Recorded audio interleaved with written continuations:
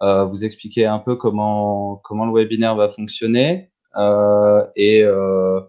vous parler un peu des questions techniques. Donc là, vous voyez normalement apparaître une fiche technique à l'écran, qui sont un peu les recommandations que vous ayez des soucis, si vous n'entendez pas bien ou qu'il y a des problèmes, vous avez des problèmes de connexion. N'hésitez pas à regarder déjà quel navigateur vous utilisez. Le site n'est pas toujours très bien optimisé, notamment pour Internet Explorer. Donc, on conseille d'utiliser Google Chrome, mais si vous avez des petits soucis pour bien entendre, n'hésitez pas à changer de navigateur, à vous reconnecter avec un autre navigateur type Google Chrome ou Mozilla. Vous avez aussi la possibilité de nous rejoindre soit par téléphone, soit en utilisant l'application mobile Click Meeting. Les deux identifiants sont notés ici. Si vous avez des questions que vous voulez changer de manière de connexion à un moment, n'hésitez pas à poser la question dans le chat qui se trouve à droite. On vous indiquera la marche à suivre. On vous redonnera les identifiants pour vous connecter du coup à la, à la conférence par un autre moyen. Alors, du coup, comment va se passer le webinaire aujourd'hui? Là, vous avez dû remarquer que vos micros à tous sont coupés. Les seuls micros qui sont ouverts sont les micros des deux intervenantes que je vais présenter après et le mien. Vous aurez cependant la possibilité tout au long de la présentation de poser vos questions dans le chat. Il y a une session questions-réponses qui est prévue après la présentation de l'initiative et on pourra faire défiler vos questions. Toutes les questions que vous aurez, on essaiera de répondre à toutes vos questions et voilà, n'hésitez pas tout au long du webinaire à poser vos questions dans le chat. Elles seront toutes reprises à un moment donné et on essaiera de répondre à tout d'ici la fin du webinaire. Si à un moment vous voulez intervenir pour présenter quelque chose d'un petit peu plus long, que ça rentre pas dans une question, enfin que ça peut pas se faire en une question sur le chat, on aura la possibilité d'activer votre micro pour que vous fassiez une intervention, mais dans ces cas-là, on vous demandera déjà de vous assurer d'avoir un bon micro, une bonne connexion et de faire une intervention assez synthétique pour qu'on puisse, pour que ce soit pas trop long. L'idée c'est pas de donner la parole à tout le monde, mais plutôt de répondre à des questions. Mais voilà, si vous avez quelque chose à partager quand même, il faut pas hésiter. On essaiera de vous donner la parole et de vous offrir l'opportunité de vous exprimer au mieux. Euh, alors, je me rends compte que je me suis pas encore présenté. Du coup, je m'appelle Hugo Coste, je suis en charge de l'animation de ce temps. Je suis animateur réseau, mobilité jeunesse et citoyenneté au sein de Bienne Coopération et je représente l'axe formation de Ready to Move, la plateforme de mobilité Ready to Move, sur le versant nord, donc versant Nord-Pas-de-Calais. Je serai accompagné pour la gestion de ce temps de Julie Massé, qui a déjà dû vous écrire dans le chat et qui s'occupera de la modération et de faire en sorte que aucune de vos questions reste sans réponse. Et donc qui m'assistera pendant tout ce temps-là et donc Julie qui est coordinatrice de Ready to Move et référente de l'axe accompagnement sur le versant Picardie. Du coup, pourquoi alors déjà du coup pourquoi on organise ce webinaire? Donc Ready to Move, c'est la plateforme des mobilités en Hauts-de-France.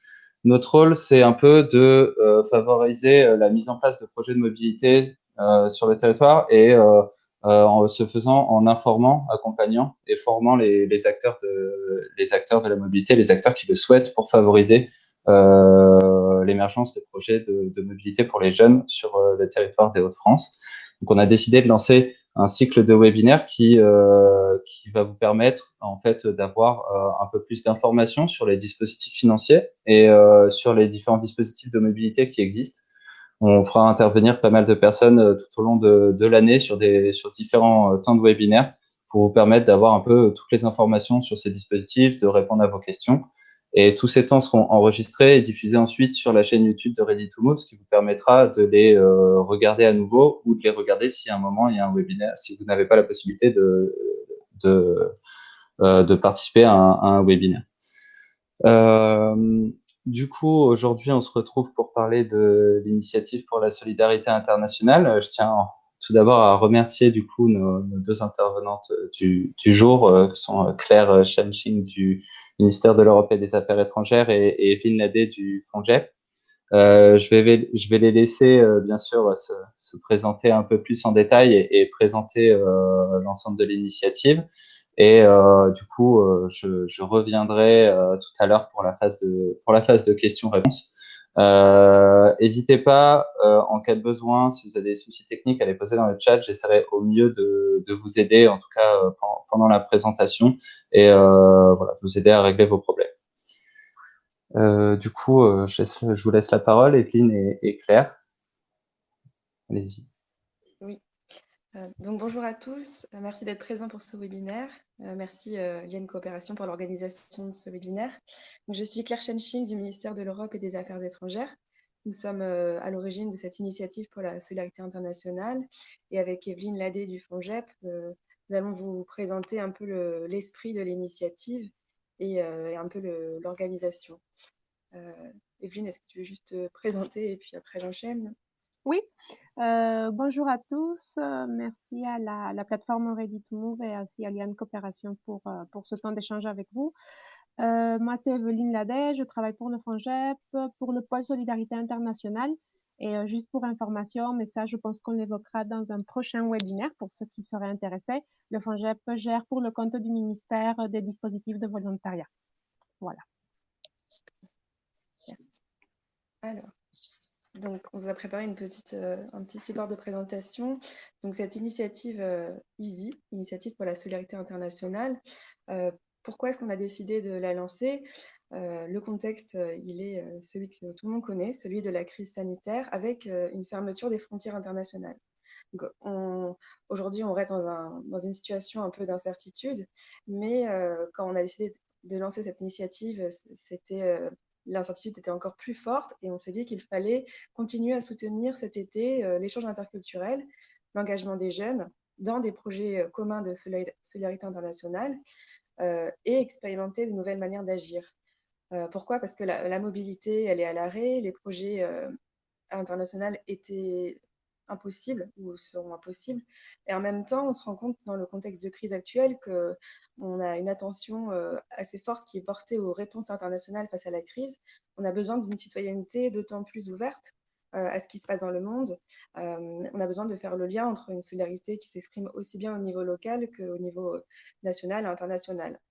Donc les questions qui se posaient à l'origine, c'était comment surmonter cet obstacle physique de la fermeture des frontières, comment on pouvait faire autrement pour préparer ce qu'on appelle le monde d'après, avec peut-être la reprise de départ physique quand les frontières seront de nouveau ouvertes. Et pour préparer cela dès maintenant, c'est-à-dire dès la période des vacances d'été, où beaucoup de jeunes pourraient se lancer dans des projets en faveur de l'international. Donc l'ISI, l'initiative pour la solidarité internationale, son but, c'est vraiment de continuer à soutenir dès maintenant, dès cet été, l'échange interculturel, l'engagement des jeunes dans des projets communs de solidarité internationale. Donc les objectifs, ils sont assez divers. C'est favoriser l'engagement et l'ouverture de plus en plus de davantage de jeunes à l'international, en leur permettant d'être acteurs d'un projet collectif. C'est aussi favoriser l'expérimentation de nouvelles manières d'éprouver cette solidarité, puisqu'on est dans un contexte quand même assez inédit. On se pose des questions sur comment réinventer cette mobilité, comment faire autrement. Donc, l'objet de l'ISI, c'est aussi de permettre à des nouveaux projets un peu innovants, un peu expérimentaux, d'émerger et puis de se réaliser cet été. C'est aussi permettre à des associations qui n'ont pas l'habitude de travailler sur les questions d'interculturalité, de l'international, de se lancer dans des premiers projets, puisque l'ISI a un format assez ouvert, assez innovant, c'est une expérimentation, et on s'adresse aussi bien à des associations qui ont l'habitude de travailler sur cette dimension internationale, qu'à des associations qui travaillent par exemple avec des jeunes, mais qui n'ont pas l'habitude de travailler sur le volet international, et aussi à des associations qui n'ont pas forcément l'habitude de travailler avec des jeunes ou avec le volet international, mais qui voudraient se lancer dans ce domaine. Et enfin, un dernier objectif, c'est poser la première pierre d'un parcours d'engagement des jeunes à l'international. l'appel à initiative se compose en fait de 2 axes qui lient les dispositifs habituels du ministère, qui sont aussi bien l'EXI, donc l'éducation à la citoyenneté et à la solidarité internationale. On est dans la sensibilisation de jeunes à l'ouverture internationale, que nos dispositifs traditionnels de mobilité qui s'appellent JSI, VVVSI, donc Jeunesse et Solidarité Internationale, Ville, Vie, Vacances et Solidarité Internationale, où là, on permet à des groupes de jeunes de 15 à 25 ans de faire un échange interculturel à l'international. Donc en fait, dans cet appel à initiative EASY, c'est faire le lien entre ces différents dispositifs en se disant c'est aussi l'occasion de poser la première pierre d'un parcours d'engagement à l'international. Alors, sur les 2 axes justement de cet appel à initiative, le premier, il s'agit de projets qui mobilisent des jeunes, qui croisent échange interculturel et solidarité internationale, avec 2 critères qui doivent obligatoirement être respectés: amener les jeunes à réfléchir à ces questions d'interculturalité et les amener à participer le plus possible à la construction et à la mise en œuvre du projet, c'est-à-dire les impliquer le plus possible dans le projet. Alors, ces projets qui mobilisent des jeunes, qu'est-ce que ça peut être comme type de projet? Donc, c'est un appel expérimental, donc c'est assez ouvert, mais par exemple, ça peut être des échanges en ligne entre des jeunes français et des jeunes d'un pays partenaire qui abordent l'interculturalité. Par exemple, si une association avait déjà des liens noués avec une association d'un pays partenaire, c'est aussi l'occasion de maintenir ces liens entre les jeunes des deux pays. Cela peut être aussi des échanges en ligne ou des rencontres physiques, donc en petits groupes sur les territoires français, avec des jeunes qui sont sur le territoire français, qui sont issus de milieux socioculturels très différents, de parcours très différents. Ça peut être par exemple des jeunes volontaires étrangers en réciprocité qui sont déjà engagés dans un parcours de service civique, des jeunes réfugiés, tout type de jeunes. Le but, c'est de favoriser des points de vue très variés sur des questionnements interculturels. Donc voilà pour le premier axe. Et pour le deuxième, on est sur la sensibilisation d'un public jeune plus éloigné sur ces questions. Donc sensibilisation à l'interculturalité et à l'engagement. Là, par exemple, ça peut être l'occasion, à l'occasion des colonies de vacances ou des centres de loisirs pendant les vacances d'été, de toucher à un public jeune un peu différent qui n'a pas l'habitude d'aborder ces questions et de commencer une sensibilisation sur les questions de l'international. Alors, les critères d'éligibilité de cet appel à initiative, ils sont au nombre de 4. Alors, l'organisation, qui doit être une association, loi 1901 ou loi 1908. On encourage très fortement les associations qui ont déjà l'habitude de travailler sur l'international, donc les associations partenaires des dispositifs JSI et VSI, les associations GEP aussi, qui travaillent au quotidien avec les jeunes, ou d'autres types d'associations telles que les missions locales, les associations de quartier, à participer à cet appel à initiative. Donc, l'appel à initiative concerne un public jeune. La limite d'âge qu'on a fixée, elle est de 30 ans inclus. La période de réalisation, c'est du 6 juillet au 6 septembre. Donc, les actions doivent se réaliser pendant l'été, cet été. Et aucune subvention ne sera attribuée à un projet déjà en cours. C'est-à-dire que le projet doit être en fait une initiative nouvelle. Il ne doit pas avoir déjà commencé avant. Il peut s'agir d'un projet où des jeunes avaient déjà pris contact avec des jeunes d'un pays partenaire, typiquement un projet JSI, VVSI. Mais dans le cas de l'appel à l'initiative, ce sera une nouvelle façon de concevoir ce lien. Ce sera adapter ce projet pour en faire quelque chose de vraiment nouveau et adapté à la période de l'été et au concept de l'EASY. Alors, les critères de sélection ou les critères qu'on va valoriser dans les projets déposés. Pour l'axe 1, il s'agira de projets qui vont être co-construits au maximum par les jeunes. Alors, on sait que le délai est peut-être un peu court, mais en tout cas, c'est les impliquer au maximum dans la mise en œuvre du projet, faire appel à leur initiative, donc vraiment l'implication des jeunes. Ensuite, c'est la place qui sera accordée à la réflexion sur l'interculturalité, parce qu'on peut mener des actions d'interculturalité comme échanger sur des musiques, des styles de musique traditionnels d'un pays ou de l'autre pays, mais il faut que l'action soit le support d'une réflexion sur l'échange interculturel et sur les différences interculturelles et sur la solidarité internationale. Ensuite, les échanges avec des jeunes d'un pays partenaire, si les contacts avaient déjà été noués, ce sera un critère qui sera valorisé, et la participation active du partenaire, donc de l'association partenaire. Enfin, pour tous les projets, ce qu'on recherche dans le cadre de cet appel à initiative, c'est de pouvoir sensibiliser des jeunes éloignés, peu sensibilisés aux questions de solidarité internationale. C'est aussi permettre des groupes de jeunes assez divers socioculturellement, avec une égalité de genre au maximum. Donc s'il y a que des garçons ou que des filles, il faut que ce soit justifié. Et ensuite, les critères classiques d'un appel à projet, l'adéquation du budget avec les actions menées, l'évaluation du projet, c'est-à-dire à la fois avec les jeunes, le bilan qui sera fait avec eux, la restitution auprès d'un public ouvert, et aussi une évaluation du projet lui-même. Quel impact ce projet aura eu sur la sensibilisation effective des jeunes. Et enfin, la communication du projet sur le projet et sur son soutien par le ministère de l'Europe et des Affaires étrangères. Pour tous les projets, on a un peu des critères bonus qui pourront être pris en compte. Alors, le premier, ce sont les réflexions menées avec les jeunes sur la crise sanitaire et ses conséquences, puisque à l'origine, cet appel à l'initiative a été lancé dans le contexte de la crise. Et ce qu'on aimerait aussi, c'est pouvoir favoriser des réflexions sur les conséquences socio-économiques de la crise, les différences, par exemple, que cette crise a eues en termes de conséquences sur un pays, sur l'autre pays. Donc, c'est toute cette réflexion-là qu'on chercherait à valoriser.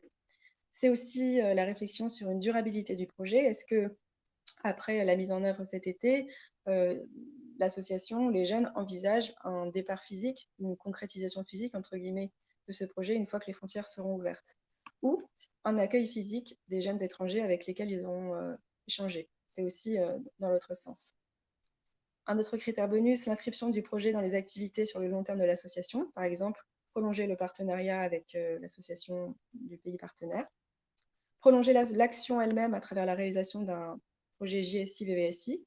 Donc ça nécessiterait d'adapter le projet, mais le JSI-VVSI s'inscrit tout à fait dans une adaptation possible, en tout cas une prolongation des actions de l'ISI. Donc également en critère bonus, la contribution à l'accomplissement aux objectifs de développement durable, les ODD, et la dimension innovante du projet dans sa thématique ou dans sa mise en œuvre. Alors le financement qui est accordé à cette initiative. L'enveloppe totale que le ministère de l'Europe et des Affaires étrangères a dédiée à cette initiative est de 300 000 €, avec un montant maximal de 3 000 € par projet. Donc, si vous faites le calcul, plus d'une centaine de projets pourraient être financés cet été. Et le cofinancement apporté par le ministère ne pourra pas représenter plus de 60% du montant total du budget. C'est la règle qu'on s'est fixée. Evelyne, je te laisse peut-être présenter le calendrier et puis les modalités d'organisation. Oui. Alors, je vous présente les informations pratiques. La période de dépôt, c'est du 1er juin jusqu'au 18 juin, donc jusqu'à jeudi prochain. Il y a des comités de sélection au niveau régional qui sont organisés avec la participation des associations, mais aussi des services de l'État. Et ils auront lieu entre le 30 juin et le 2 juillet. Et on annoncera les résultats le 3 juillet pour une mise en paiement rapide des associations et des projets retenus. Et comme Claire vous l'avait indiqué, la période de réalisation des projets, elle doit se faire entre le 6 juillet et le 6 septembre. On peut passer à la... Merci. Et comment candidater? Pour toutes les informations pratiques, le règlement, les conditions les modalités de dépôt, je vous invite à aller sur le site du FONGEP. Là, il y a une rubrique, une page dédiée qui a été créée, Initiative pour la solidarité internationale ISI, et je vais vous la montrer après.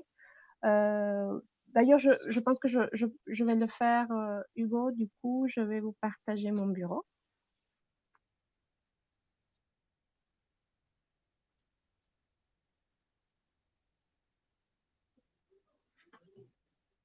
Donc,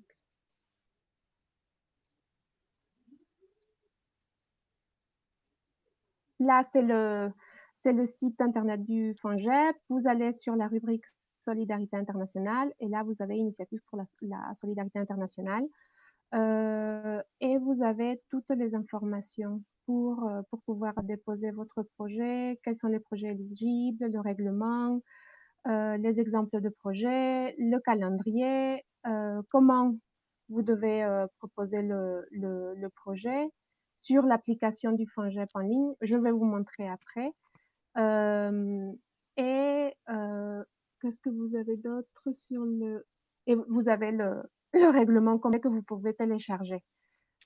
Je vais vous montrer comment ça se présente au niveau de la plateforme. Donc là, vous allez sur application.fongep.org et d'abord, si votre structure n'est pas déjà référencée dans l'application, il faudra référencer votre structure. Je ne vais pas rentrer dans les détails, mais vous cliquez dessus ici et des informations sur l'association vous seront demandées, notamment votre numéro de SIRET. Donc là, je vais aller sur l'application, mais en tant que gestionnaire.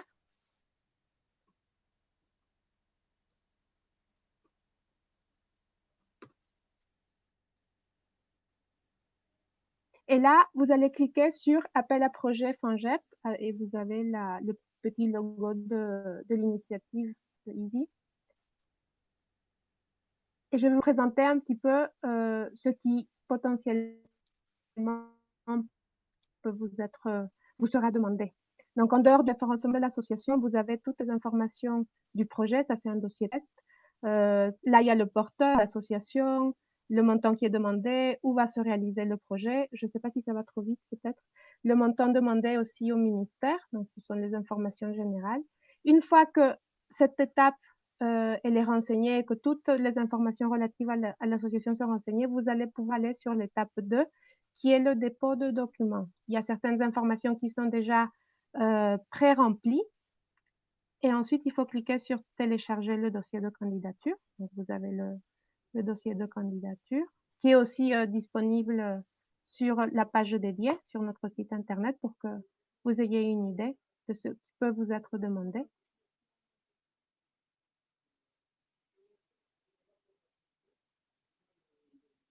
Donc là, c'est les informations en fait qui sont déjà pré-remplies avec le référencement de votre structure et les informations qui vous sont demandées à saisir sur la plateforme.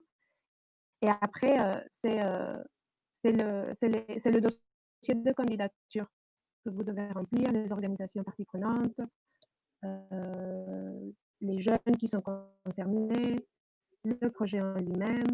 Et tout ça, c'est à remplir par l'association qui souhaite déposer une demande de cofinancement. En dehors de ça, il y a des documents aussi que vous devez déposer obligatoirement, comme le planning du séjour. Donc, vous avez la rubrique que vous déposez, c'est en format libre. Et des documents aussi sur l'étape, la première étape qui était le référencement de l'association, notamment la déclaration OJO et le dernier rapport d'activité qui sont des documents obligatoires à déposer.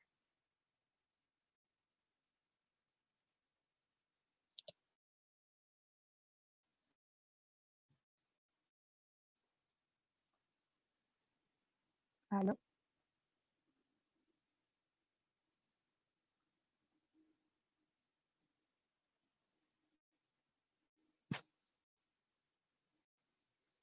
Allô?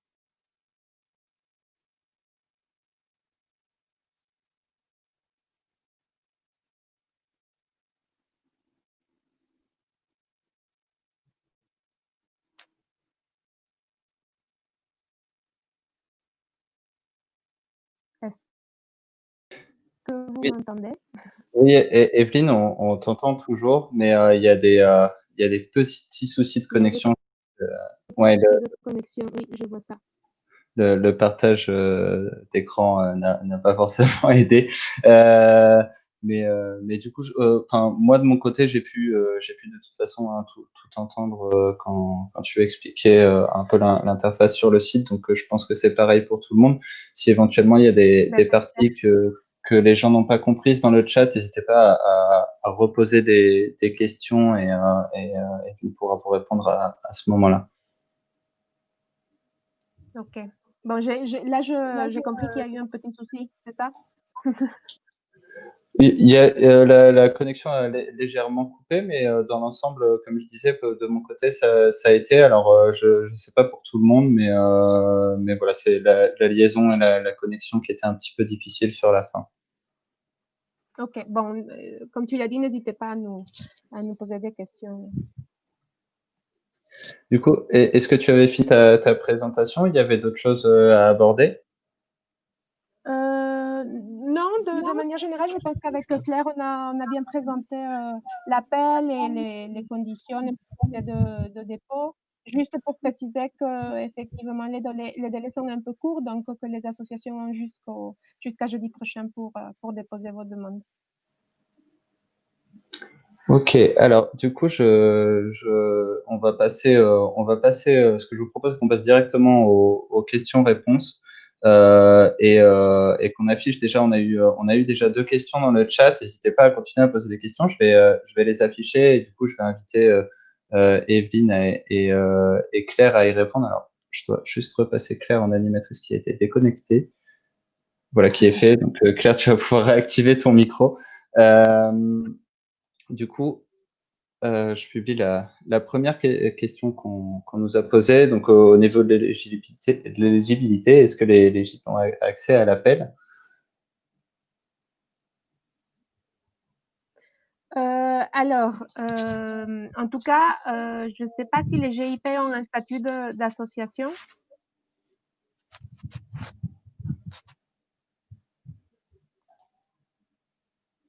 Je sais que ça se fait pas. Je repose une question.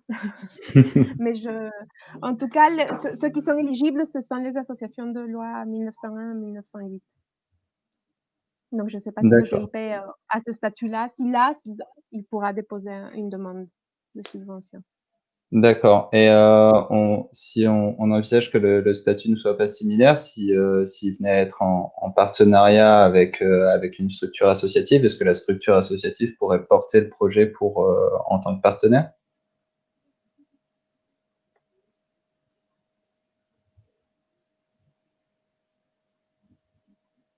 Pardon, j'ai pas bien entendu. Tu peux répéter la question, s'il te plaît, Hugo? Oui, du coup, je disais, si les GIP n'ont pas le statut du coup d'association, s'ils sont partenaires avec une association et que c'est l'association qui dépose, ça ne poserait pas de souci. Ah non, il n'y a pas de souci. Il faut qu'en tout cas le projet soit porté par une association. Après, le partenaire, oui, ça peut être un GIP. Ok, très bien. Alors, je signale quand même à l'auditoire du coup que Claire a malheureusement des petits soucis de connexion, donc je pense qu'elle va essayer à nouveau de se connecter. Du coup, pour l'instant, Evelyne, tu es toute seule pour répondre aux questions. Du coup, après, je pense que voilà, si Claire a des compléments d'information pour les donner par la suite. Donc, je publie la question suivante. De Isabelle Guillaume qui dit que c'est la première fois qu'elle participe à ce type de projet et savoir un peu les finances qui sont prises en charge. Est-ce qu'on est sur de l'investissement, du fonctionnement? Est-ce qu'il y a des dépenses qui sont éligibles ou des dépenses qui sont inéligibles? Toutes les dépenses sont éligibles. Vraiment toutes les dépenses. Mais évidemment, il faut pouvoir justifier que les dépenses rentrent dans l'action, dans le projet qui est proposé, que ça soit réaliste. Mais toutes les dépenses sont éligibles et aussi les 40% restants, ils peuvent être valorisés par des ressources humaines. Ah, Claire. Désolée, je n'arrivais pas à me connecter. Pas de souci. Euh, Du coup, peut-être que tu as la réponse à la première question qu'on a posée où Evelyne ne savait pas trop pour savoir si les GIP pouvaient avoir accès à l'appel au niveau de l'éligibilité, au niveau de leur statut. Alors, est-ce Moi, qu'ils ce sont que un j'ai statut? répondu, Claire, c'est que si les GIP ont un statut d'association, ils peuvent éventuellement déposer, mais je connais pas du tout en fait le statut des GIP. Oui, il me semble pas que ce soit un statut associatif, Mm. donc à mon avis, ça serait pas possible. Par contre, ils peuvent être partenaires si une association dépose et porte le projet. Oui, bien sûr, ils peuvent tout à fait être Oui, partenaires d'une association qui, elle, serait porteuse du projet. oui. Alors, je publie la question suivante, du coup, de Mathilde Bourgerie, la MRJC. S'il y a des problèmes d'accès à l'application en ligne pour le dépôt, j'imagine, qui les gens peuvent-ils contacter, du coup, Oui, pour les on problèmes techniques? a, oui, pour tous les problèmes techniques, aussi des questions en lien avec l'appel. Vous pouvez contacter le pôle Solidarité Internationale sur l'adresse mail. Peut-être on pourra le partager à la fin, Hugo, un peu les ressources. On a une Mhm. adresse mail sur laquelle vous pouvez nous contacter. On vous repartagera l'adresse mail dans le chat, dans le courant du webinaire. De toute façon, toutes les ressources et tous les liens qui ont été mis dans le chat au fur et à mesure vous seront repartagés à l'issue du webinaire, seront disponibles quand on publiera l'actualité sur le webinaire et la vidéo de replay. Donc, vous pourrez aller retrouver tous les liens et les adresses mail. Du coup, Evelyne, n'hésite pas à m'envoyer l'adresse mail, Oui, soit par mail ou par message, comme ça je pourrais ou même à la mettre directement dans le chat, comme ça les gens pourront avoir l'information et la noter de leur côté. Hop, je publie du coup la question suivante. Donc, est-ce qu'il y a un nombre minimum de jeunes bénéficiaires pour les projets? Vous n'avez pas fixé de seuil? Alors, il n'y a pas de nombre minimum ni de nombre maximum. Le seul seuil, c'est la subvention maximum qui doit être de 3 000 euros. Et donc après, il faut que le budget, le projet global soit dimensionné. Mais ensuite, c'est à l'association de voir combien de jeunes elle souhaite mettre dans le projet et que tout soit cohérent. D'accord. Et j'imagine que c'est la même chose en termes de nombre d'activités. Il n'y a pas un nombre minimal d'activités qui sont prévues, enfin qui doivent être prévues dans le cadre des projets qui sont déposés. Oui, c'est exactement la même chose. Il n'y a pas de règle minimum ou maximum. Après, comme c'est un appel à projet expérimental, les projets peuvent être très divers, donc c'est difficile de fixer des règles là-dessus. Donc, c'est ouvert. Ok. Je passe donc à la question suivante. Alors, longue question. Du coup, donc n'ayant jamais participé à ce type de projet, ma question est la suivante. Alors, dans les grandes lignes, je souhaiterais, dans le cadre de ce projet, organiser des rencontres entre les jeunes participants à l'accompagnement scolaire de la maison de quartier dans laquelle je travaille et avec ceux d'un foyer de travailleurs de jeunes migrants à Lille. Donc le but, un échange concernant la culture de leur pays, le tout axé sur la musique, avec l'idée d'organiser un petit concert pour favoriser l'insertion des jeunes migrants et permettre une ouverture culturelle. Est-ce que c'est la bonne direction? Est-ce que ce type de projet pourrait selon vous, entrer dans le cadre des projets financés par appel à projet? Alors, tout à fait, c'est une très bonne direction. Alors, je oui, ne fais pas partie du comité qui décidera de l'attribution ou non de la subvention, mais en tout cas, l'esprit, il est complètement celui-ci, c'est favoriser l'échange entre jeunes de différents horizons. Là, le support de l'activité, c'est la musique, et il semble qu'il y aura un échange autour de la culture basé sur l'activité musicale. Donc, ça peut être très intéressant, tout à fait mm. l'esprit. Peut-être, Claire, une petite précision, c'est par rapport un peu à la distanciation physique et voilà, aux mesures de Oui, précaution qu'il faudra avoir, mais bon, c'est à intégrer. oui. Ok. Alors, question suivante, qui est une question qui est revenue, que j'ai vue plusieurs fois dans les questions. Est-ce que c'est possible pour une même association de déposer plusieurs projets s'ils sont différents les uns des autres? Alors, je vais répondre. C'est tout à fait possible de déposer plusieurs projets.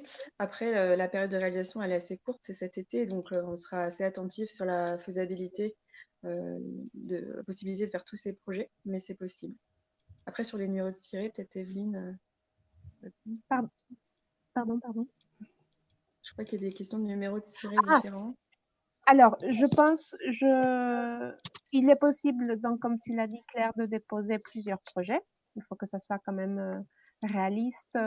Je ne comprends pas la deuxième partie, notamment avec des établissements secondaires différents, parce que le projet il sera déposé donc par l'association qui va porter les différents projets, mais ça sera la même association, non? Oui, je pense que les numéros de tirés différents, c'est pour les partenaires du projet, il me semble, si j'ai. Oui, oui, oui. En fait, le numéro de siret à, à avoir et pour pouvoir déposer le projet, c'est l'association qui porte le projet.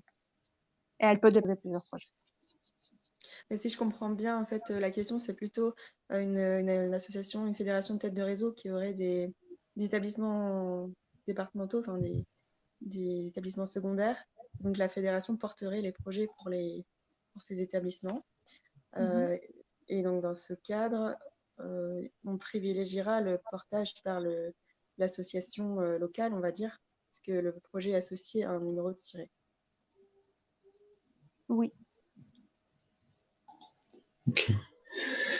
Du coup, je passe à la question suivante de Simon Brumin qui demande si les colos dites apprenantes pourraient bénéficier d'un financement. Alors, je ne suis pas tout à fait au fait des détails du dispositif des colonies des vacances apprenantes, mais il me semble que c'est un dispositif du ministère de la Jeunesse. Et là, comme c'est un appel à projet du ministère de l'Europe et des Affaires étrangères, il n'y a pas de problème à financer quelque chose qui relève d'un dispositif dans notre ministère. D'accord. Donc l'idée étant surtout qu'il y ait bien cette dimension d'interculturalité qui soit présente dans le projet. Hein. De toute façon, j'imagine pour qu'il bénéficie d'un financement sur le dispositif de colo apprenant. Oui, bien sûr. Il faut que ça rentre dans le cadre de l'appel.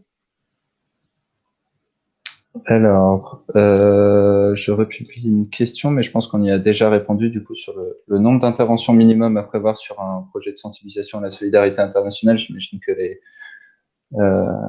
je sais pas du coup si la réponse est la même que tout à l'heure, puisque c'est du coup là sur un axe particulier. C'est la même réponse. Il n'y a pas d'intervention minimum, simplement que l'ensemble soit bien calibré et justifié dans le projet. Mais Okay. pas de règle minimum au maximum. Je passe donc à la question suivante, donc de Lévis Togo.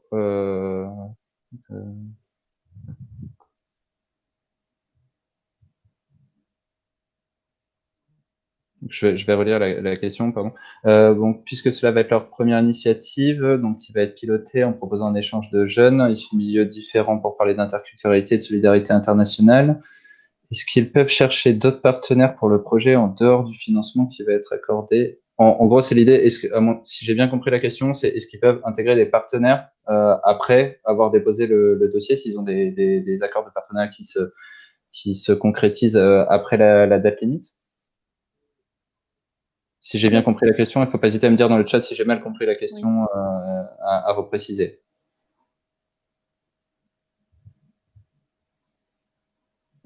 Alors, si je comprends bien, ça serait chercher d'autres partenaires qui financeraient également le Financier, oui. projet. Ouais, après, c'est compliqué parce que le budget qui va être réalisé et rédigé par l'association doit comprendre déjà ce qu'elle a mobilisé comme ressources. Sinon, le budget est complètement différent. Donc, c'est mieux qu'elle le sache avant. Après, j'imagine que si elle va chercher d'autres partenaires pour financer le projet, ça peut être une prolongation. Le projet Easy sera adapté pour en faire autre chose, puisqu'il aura une autre dimension. Et dans ce cas, on sortira un peu du dépôt de projet tel qu'il aurait été initialement pensé par l'association pour Easy. Ok. Du coup, je passe à la question suivante. Donc, si on organise un projet avec des jeunes en Afrique en passant en visioconférence, que pensez-vous d'un atelier d'écriture intégrant des jeunes français et africains? Alors, c'est bien, il y a beaucoup d'idées. Je pense que c'est une très bonne idée. Après, je ne vais pas valider toutes les idées qui peuvent être émises, mais en tout cas, ça fait partie des possibilités qui peuvent être déposées dans le cadre d'ISI. On est sur l'interculturalité, on est sur un échange en ligne avec des jeunes d'un pays partenaire, donc oui, ça peut rentrer. D'ailleurs, je fais une petite précision parce que ça peut paraître bizarre que je relise à chaque fois à haute voix les questions, mais il y a des personnes qui peuvent rejoindre la conférence par téléphone et donc du coup ils voient pas les questions s'afficher. Donc c'est aussi pour ça que je vous pose les questions à haute voix. Je le précise, je viens d'y penser de le préciser. Du coup, question suivante, donc toujours de Elvis Togo. Si notre projet compte organiser les rencontres physiques. Alors, du coup, est-ce qu'il y a une prolongation de l'ICI pour si le projet venait à perdurer dans le temps sur, pour le coup, un échange physique un peu plus tard? Je peux répondre, Claire? Dans le cadre de l'ISI, en tout cas, la période qui est concernée, c'est de juillet à septembre. Mais par contre, si vous souhaitez organiser une rencontre physique et d'échange interculturel, il y a des dispositifs comme le JSI, VVVSI, sur lesquels vous pouvez faire une demande de cofinancement. On pourra vous envoyer aussi les liens.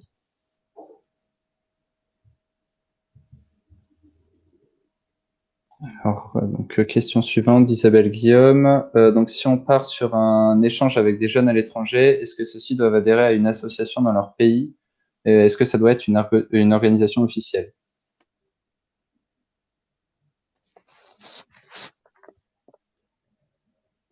Je ne suis pas sûre de très bien comprendre la question. Donc, ça veut dire si l'association envisage de faire un projet avec des jeunes d'un pays partenaire. Ouais, c'est ça. Je pense. C'est mieux que ce soit une association, enfin une structure, en tout cas quelque chose d'organisé. Après, ça peut être les jeunes eux-mêmes qui se constituent en association, mais c'est mieux en tout cas. Oui. Je ne vois pas très bien comment le projet se montrerait et se cadrerait en tout cas sans cette charpente. Alors, je passe à la question suivante de Aude de Y. Donc, le nombre de caractères étant limité dans la saisie du dossier, est-il possible d'ajouter un document complémentaire de présentation du projet? Vu les délais, le dossier complété reste assez simple, mais assez complet pour permettre aux instructeurs d'avoir une idée du projet, de l'action menée. Donc, l'idée, c'est de respecter ce cadre-là, sauf si vraiment il y a une information complémentaire importante et que vous pouvez ajouter aussi au document Word que vous déposerez. Mais dans la mesure du possible, on va étudier essentiellement les dossiers sur le format indiqué. Ensuite, question suivante. Donc, est-ce que la dimension solidarité internationale prime dans le projet? Nous souhaitons travailler sur l'interculturalité en faisant se rencontrer des enfants d'un milieu rural avec des enfants d'un quartier populaire de Paris. Est-ce que cela rentrerait dans le cadre, pardon. Alors, en fait, les deux dimensions sont importantes dans l'appel initiative. Il y a à la fois l'interculturalité et la solidarité internationale. Donc, le côté ouverture internationale est primordial, en tout cas, est très important à faire apparaître. Ok. Question suivante. Du coup, l'heure du dépôt du projet est-elle le 18 juin à 23h59? J'imagine l'heure de dépôt maximale. Hein. Oui, je confirme. 23h59. Alors, question suivante. Du coup, est-ce que les accueils collectifs de mineurs peuvent en bénéficier par une sensibilisation sur l'interculturalité? Je ne suis pas sûre de très bien comprendre la question. Alors, est-ce que dans le cadre des accueils collectifs de mineurs, donc dans le cadre des centres de loisirs, colonies de vacances qui vont être organisés cet été, les animateurs peuvent organiser des activités de sensibilisation sur ces thématiques? C'est oui. Après, s'il y a d'autres, si la question est autre, il faudra préciser, mais si c'était ça le sens, oui, puisque l'objectif, c'est aussi de toucher des publics différents, des jeunes qui ont moins l'habitude d'être touchés par ces problématiques, ces thématiques. Donc, les jeunes accueillis dans les accueils collectifs de mineurs peuvent tout à fait être un public des axes 2, de l'axe 2, notamment.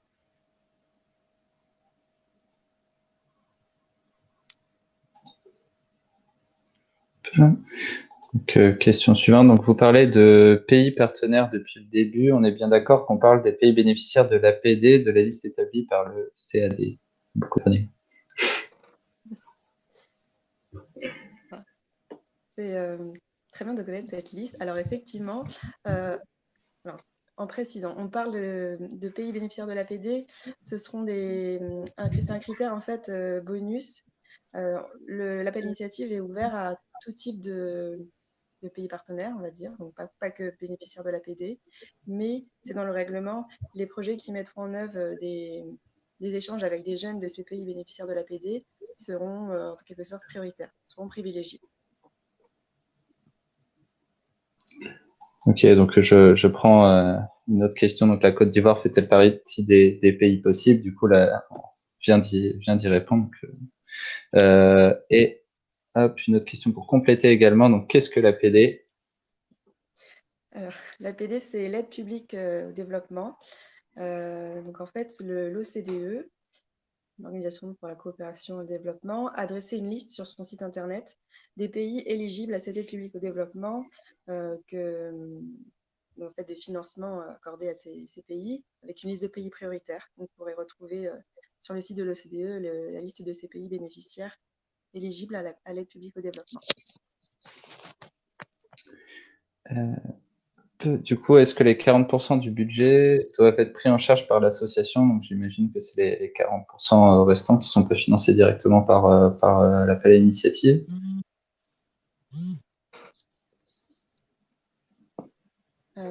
Pas forcément. L'association peut chercher des cofinancements, par exemple, cofinancement privé. C'est tout à fait possible.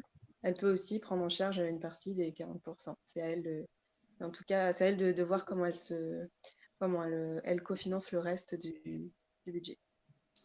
Et dans les 40%, il y a de la valorisation des ressources humaines aussi qui peut être comptée dedans, Oui, tout à fait. avec une limite particulière ou pas? Un seuil limite de montant total du projet? Alors, il n'y a pas de limite, pas de règle là-dessus. En revanche, il faut que le budget soit cohérent et équilibré. Bien sûr. Donc, on laisse à l'association la responsabilité, entre guillemets, de construire son budget de manière équilibrée par rapport à son projet. Voilà. Ok. Donc, si l'âge maximum des bénéficiaires est de 30 ans, y a-t-il un âge minimum pour les jeunes bénéficiaires? Alors, il n'y a pas d'âge minimum, puisque, par exemple, si des projets se déroulent avec des jeunes en centre de loisirs ou colonie de vacances, c'est difficile de décider, de fixer à partir de tel âge, c'est pas possible, à partir de tel âge, c'est autorisé.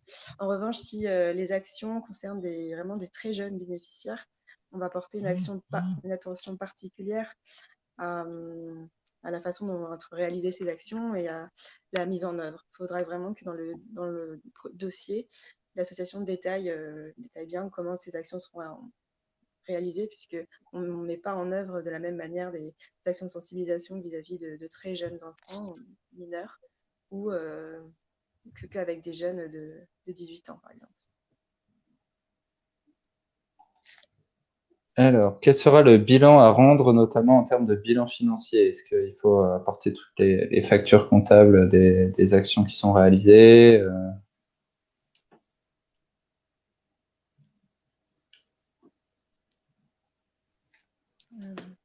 Evelyne, tu veux répondre? Alors, nous sommes en train de construire le bilan et on le partagera aux associations qui seront bénéficiaires. Sur ce point, je pense qu'éventuellement, on va demander aussi des justificatifs, mais c'est à définir. Ok, donc un bilan qualitatif et un bilan comptable Oui. avec justificatif. Il vaut mieux le prévoir. Oui. Ouais. Alors, je regarde s'il y a d'autres questions dans le chat. Je pense que pour l'instant, j'ai traité toutes les questions qui sont arrivées. Alors, il y a encore des personnes qui sont en train d'écrire. On va attendre un petit peu pour voir s'il y a d'autres questions qui arrivent. En voilà une, du coup. Alors, pour un projet dont les échanges vont tenir en ligne, un accompagnement technique en plateforme de la part de l'ICI est-il envisageable? Donc, j'imagine est-ce que les associations qui le déposent peuvent bénéficier d'un accompagnement technique pour la mise en place de leurs échanges en ligne, hein, si j'ai bien compris la question du coup?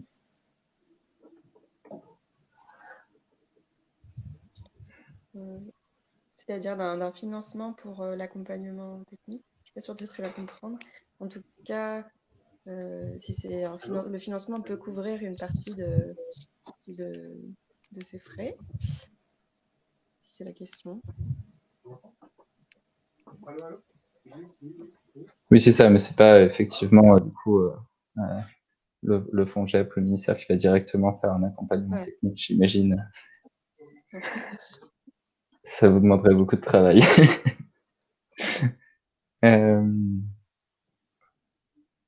Ok. Alors, question suivante. Si le partenaire n'a pas les moyens d'acheter un ordinateur, un tel acheteur peut-il être intégré dans le budget?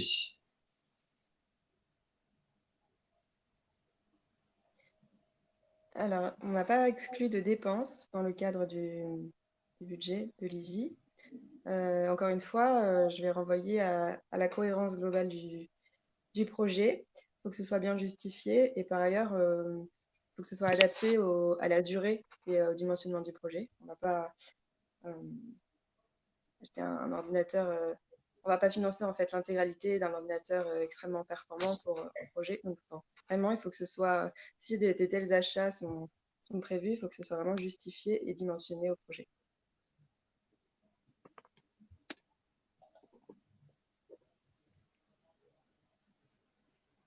Ok, merci déjà pour toutes ces réponses. Pour l'instant, j'attends encore de voir s'il y a d'autres questions, mais je pense que vous avez déjà répondu à pas mal de questions, hein. Il y a quand même un bon nombre de questions, donc je pense que ça a permis d'éclaircir un peu l'initiative pour beaucoup de personnes.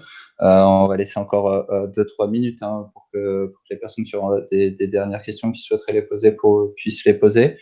De toute façon, on donnera à chacun les coordonnées du coup des différentes personnes pour qu'ils puissent avoir la réponse à leurs questions s'ils ont d'autres questions qui viennent par la suite. Voilà, je crois qu'il y a une adresse mail au FONGEP pour toutes les questions qui sont liées à l'ICI, si je me trompe pas. Donc, on recommuniquera cette adresse qui est de toute façon que vous pouvez trouver hein, du coup, sur les liens qu'on vous a envoyés tout à l'heure sur le site du FONGEP. Mais du coup, il y a une adresse mail dédiée. Si vous avez encore des questions suite à ce temps-là, il ne faudra pas hésiter à les solliciter. En tout cas, on est encore là pour quelques minutes. Donc, s'il vous reste des dernières questions qui vous viennent en tête, n'hésitez pas. Donc, je vois que ça écrit un petit peu dans le chat, donc ça va arriver.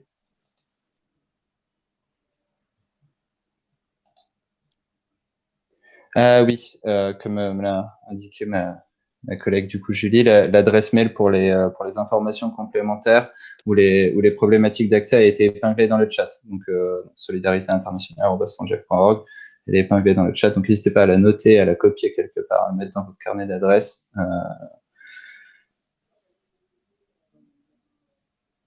Alors nous avons une nouvelle question. Donc n'y a-t-il pas de possibilité d'avoir éventuellement un interlocuteur au téléphone? Oui, en cas en cas d'urgence, c'est vraiment s'il y a un souci plutôt technique, on peut vous aider avec des coordonnées téléphoniques, mais on évite de privilégier l'échange par mail. Surtout, ça nous permet d'avoir des traces écrites aussi sur les questions qui peuvent être posées. Sachez aussi qu'on travaille avec le ministère sur une mini-pack. On va essayer de la partager au plus grand nombre le plus rapidement possible. Ok.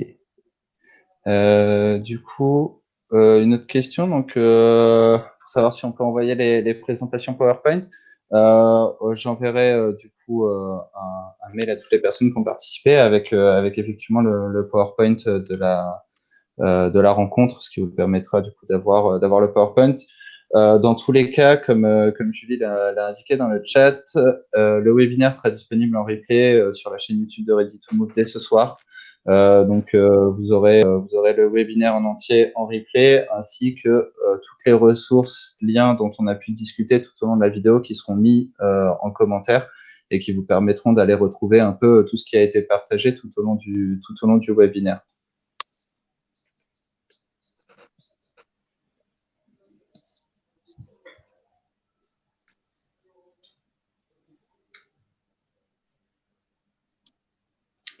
Alors,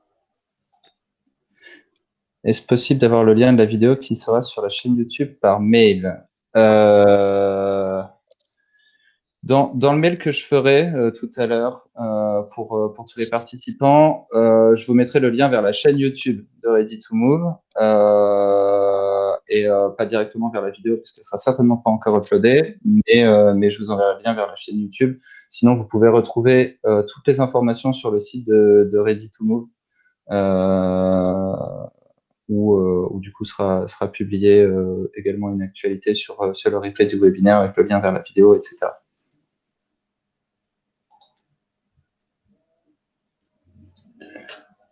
Voilà, je pense qu'on a pu répondre à toutes les questions. Moi j'avais peut-être une petite question. Alors du coup, j'en profite aussi également le temps de voir si on n'a pas d'autres questions qui arrivent dans le chat.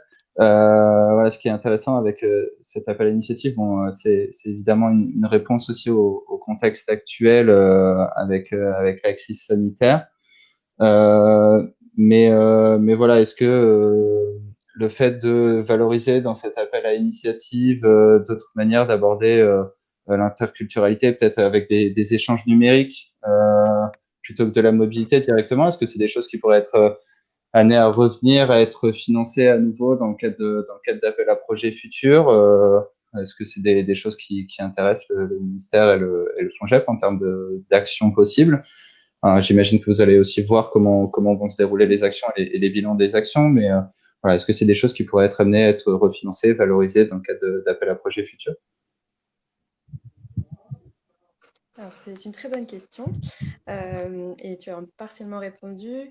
Pour l'instant, cet appel à initiative, c'est une expérimentation qu'on a lancée dans le cadre du contexte de crise de fermeture des frontières. On est assez ouvert sur la suite, c'est-à-dire qu'on n'exclut pas une éventuelle prolongation, mais on peut aussi s'arrêter là. On n'a pas décidé de ce qu'on ferait après.